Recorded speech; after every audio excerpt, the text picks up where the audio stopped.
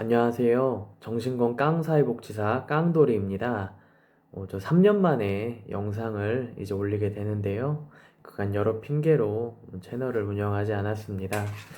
구독자가 매우 적은 채널이지만서도 과거 영상을 통해 내 시청자분들과 좀 소통을 하면서 나의 경험이 좀 도움이 되었던 경험이 떠오르더라고요.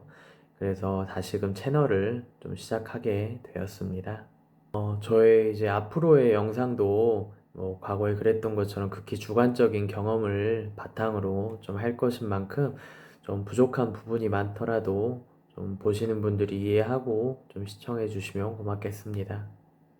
어, 자, 이번 영상은 제가 사회복지사로 10년간 근무를 하면서 받은 급여의 변화 과정입니다.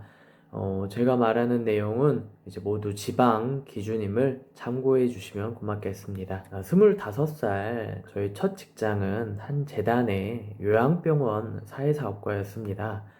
저는 거의 세후 160만 원을 받으면서 그때는 초년생이니까 이제 크게 부족하다는 생각 없이 나름 즐거웠던 경험이 있었고요. 이어서 저는 이제 동재단의 정신병원에서 한 6개월 가량 좀 근무를 했던 기억이 있는데 한 도합 1년 반 정도 근무를 했었던 것 같은데 워낙 급여가 적었던 터라 근무 끝날 무렵에는 거의 한 180만 원 가량 좀 되었던 기억이 있네요.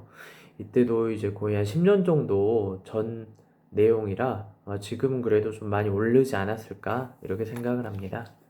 자, 이제 두 번째 직장은 제가 정신건강 전문요원 수련을 받은 후 그 지역의 기초 정신건강복지센터에서 이제 일을 할 때인데요. 병원의 분위기가 좀 많이 단조롭다고 느꼈었는데 병원에서 벗어나서 뭔가 이제 여러 직역의 선생님들과 일을 하는데 좀 신선함과 여러 자극을 좀 많이 받았었던 것 같고요. 그때 전문요원 제가 팀원으로 이제 2년간 일을 했었는데 퇴사 무렵에는 이제 급여를 보니까 월급이 한 230만 원 정도 수령한 걸로 돼 있었습니다.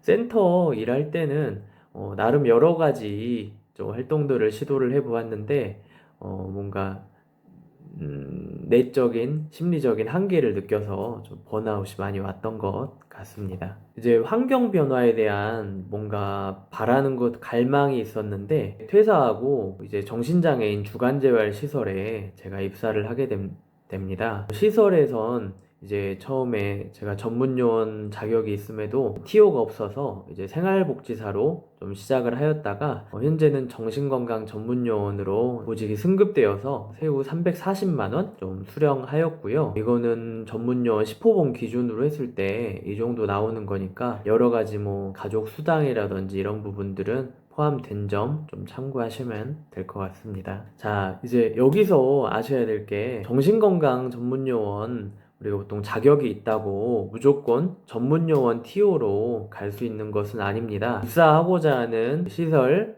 센터 상황에 따라 이런 생활복지사 TO밖에 없을 경우엔 복지사 급여를 받으면서 일을 하게 되고요. 실제로 시설 자리가 많이 안 나다 보니까 이렇게 일하시는 분들도 은근 있는 것으로 알고 있습니다. 자, 이제 짧게 여러분들이 그러면 센터 우리 시설 종사자분들 급여 간단하게 한번 확인을 해볼 텐데요. 센터나 이런 시설 종사자 급여 기준은 우리가 구글에 정신건강 사업 안내라고 검색하시면 다 나오는 내용입니다. 이런 내용은 물론 현직 종사자분들은 급여 체계에 테이블 나와 있는 게 복잡하지 않으시겠으나 이런 학생분들의 경우 이런 것들이 좀 생소하다 보니까 좀 궁금증이 있을 것이라고 생각이 되어서 제가 짧게 공유를 드립니다. 정신건강복지센터의 경우에는 팀이 기본적으로 여러 개 존재를 하는데요. 한 팀당 팀장 1명, 팀원 3명 이상으로 최소 되게 구성이 되기도 하고요. 팀원의 경우에는 전문요원 자격증 유무에 따라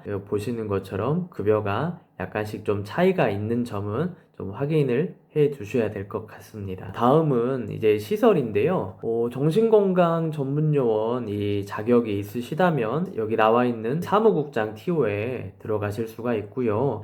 나는 사회복지사, 여기서 뭐 당연히 간호사나 작업치료사도 포함이 되고요. 이런 사회복지사 자격증만 있다 하면 과장 및 생활복지사 TO에 해당이 될 수가 있습니다. 거기 보시면 이 생활지도원이라고 있는데, 생활지도원은 사회복지사 다 이런 상기 나온 자격증이 없다고 하더라도 지원이 가능한 점은 또 확인해 보셔야 될 것 같고요. 그 임금을 저희가 한번 테이블을 봤는데요. 지방병원 같은 경우에는 제가 물론 10년 전에 근무를 하긴 했지만 통상 연봉제가 많더라고요. 그래서 뭐 임금 동결, 뭐 이제 요새 경기가 워낙 안 좋다 보니까 임금 동결하는 사항들도 좀 잦았던 것 같고, 이 센터나 이런 시설의 경우에는 뭐 직영을 제외하면 거의 정부 가이드라인을 따르고 있어서 올해 2024년 내 경우에도 3.2%의 임금 상승률을 보였네요.